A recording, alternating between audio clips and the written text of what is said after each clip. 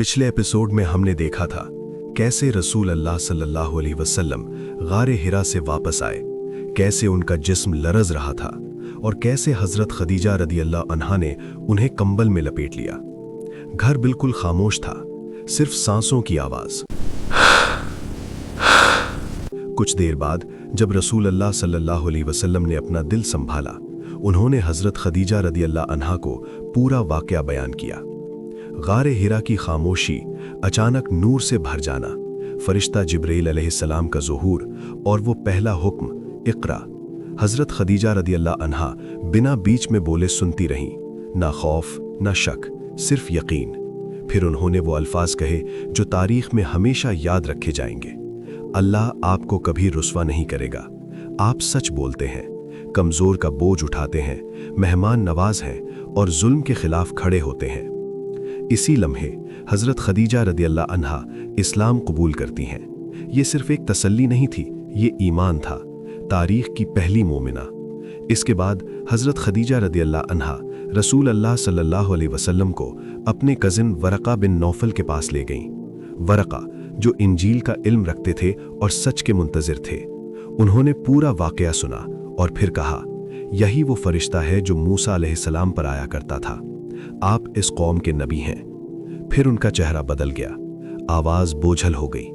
काश मैं उस वक्त जिंदा होता जब आपकी कौम आपको शहर से निकाल देगी। रसूल अल्लाह सल्लल्लाहु अलैहि वसल्लम हैरान हुए, क्या मेरी ही कौम? वरक़ा ने जवाब दिया, हाँ, जो हक लाता है उसे हर दौर में आजमाया जाता है। इसके बाद वही रुक गई। दिन गुजरते गए, फिर हफ्ते। गारे हिरा फिर से खामोश हो गया, आसमान चुप था। इस दौर को सीरत में कहा जाता है फतरतुल वही। ये खामोशी सजा नहीं थी, ये तैयारी थी उस जिम्मेदारी के लिए जो पूरी दुनिया को बदलने वाली थी। लेकिन मक्के के मुशरिकीन ने इस खामोशी का मजाक बनाना शुरू कर दिया। अबू जहल, जिसका असली नाम अम्र इब्ने हिशाम था, गुरूर के साथ कहता, अगर ये हक होता तो हमारे बुजुर्ग गलत कैसे हो सकते थे। उसके अल्फाज सिर्फ सवाल नहीं थे, चैलेंज थे। अबू लहब तंज के साथ लोगों को इशारा करता, देखो एक नया दीन उठा है, देखो कैसे ये लोगों के घरों में दरार डाल रहा है। उक़बा इब्ने अबी मुआइत महफिलों में बात को और ज्यादा जहरीला बना देता।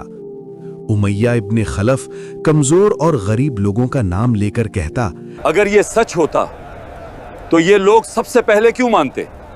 और इसी पर अल्लाह ने खुद जवाब दिया, तुम्हारा रब न तुमसे नाराज हुआ और न तुम्हें छोड़ा। इसी दौर में ईमान की रोशनी धीरे धीरे फैल रही थी।